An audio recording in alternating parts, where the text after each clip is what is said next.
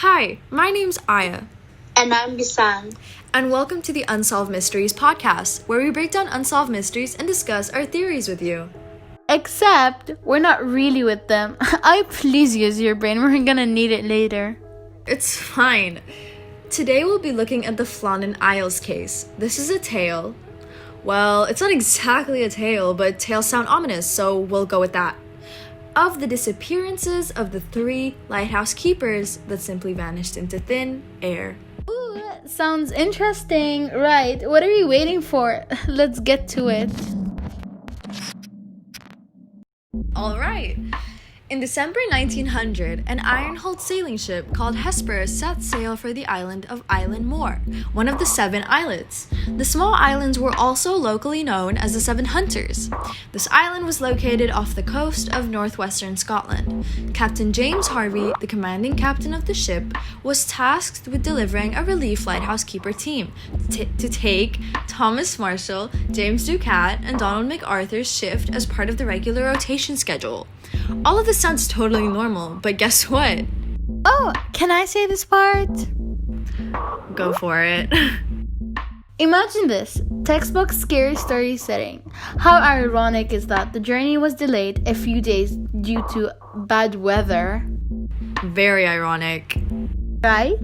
There was an apparent storm at sea, so they weren't able to travel at the time. Anyways, once the weather had somewhat cleared, Harvey and his crew arrived at the island. However, it was clear to them that something about the air was eerie. None of the normal preparations and precautions had been put in place at the landing dock. Also, none of the provision boxes needed for the supplies were present at the landing site. The flag hadn't been risen and the post stood bare, as well as the fact that none of the keepers that were supposedly on the island greeted the crew on the Hesperus. Turns out, the keepers weren't even on the island. They simply vanished. Island Moor sure had its peculiarities. The island's only permanent residents were herds of sheep, and the shepherds in rotation believed that the island was touched with something out of this world. Something paranormal, perhaps. Spooky, huh? Now, this is all extremely eerie, etc., but here's the kicker of the story. The crew then investigated the lighthouse, and upon arriving at the gate, noticed that it was locked. For clarification, it shouldn't have been locked, it should have merely been closed. After that, the crew had found a set of perplexing clues. First one being so incredibly creepy. Inside the lighthouse that reeked of dread, the crew first inspected the kitchen. There on the kitchen table, they found the table perfectly set for an evening dinner.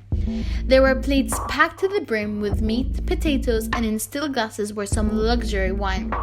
There was a side of pickles for each lighthouse keeper as well. One of the chairs was overturned, but otherwise everything was set perfectly in place. There was an oil lamp ready for lighting, and 2 of the 3 oilskin coats belonging to Marshall, Ducat, and MacArthur were gone.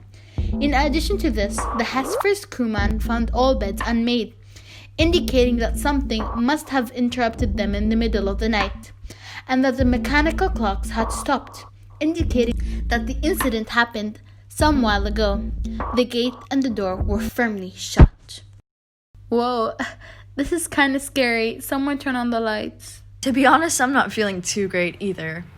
Nevertheless, the story must go on. Let's get into the theories.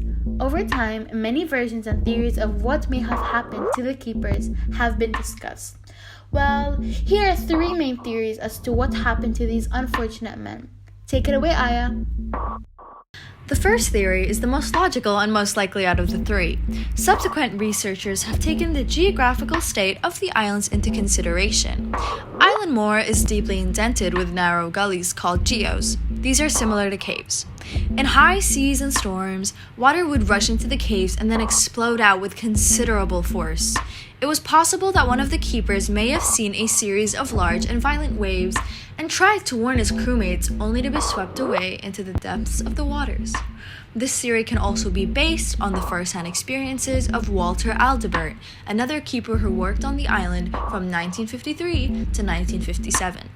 He assumed that while MacArthur's companions tried to come to his aid, they too were washed away by the freak waves. I mean, yeah, that seems reasonable. It's the most logical one out of 3. Yeah, I think I believe that one. Come on! What about the more interesting theories? Like, I don't know, the paranormal one or the other one. Can we at least read those before you make your boring assumptions? Boring? Your personality is like a piece of stale, untoasted bread. Don't you come to me saying that my theories are boring. Okay, that's enough of that. Are you gonna say the next theory or shall I? I'll do it. Okay, go ahead, I guess. The next theory is really out of the blue because of the fact that we only have circumstantial evidence. But let's read it anyways. This proposal of a theory is based on the psychology of the keeper, MacArthur. Allegedly, MacArthur was a volatile and a hostile character and threatened one of the keepers on the island. The keeper wasn't even identified. This may have led to a fight between him and the keeper near the edge of the cliff. While the third one tried to intervene, they all fell and met their demise as they struck the water. No way. No way what?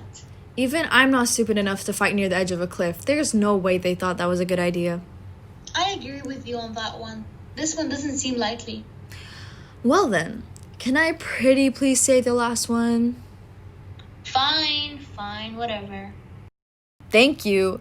Now this theory really sends chills down my spine. Thomas Marshall had reported in his log that there were severe winds, the likes of which I have never seen before in 20 years, he wrote. He also was said to have reported that James Ducat had been very quiet, and Donald MacArthur had been sobbing. MacArthur was a veteran with a reputation for violence and brawling, and thus it would be strange for him to be crying in response to a simple storm. Log entries on the 13th of December were said to have stated that the storm was still raging, and that all 3 men had been praying. This was also puzzling, as all 3 men were experienced lighthouse keepers who knew they were in a secure structure 150 feet above sea level and should have known they were safe inside, as well as all of them were reportedly unreligious. Furthermore, there had been no reported storms in the area on the 12th, 13th, and 14th of December. The final log entry is said to have been made on the 15th of December, stating, "Storm ended, sea calm, God is over all." This doesn't seem that peculiar, but after an investigation conducted by Mike Dash in the 14 Times, it was revealed that the logbooks were written after the storm and wasn't based on fact. This begs the question, who wrote in Marshall's logbooks? What did they do to them? Why did they want it to look like he had written in it? And was it something not of this world? Whatever the answer may be, this mystery remains Unsolved.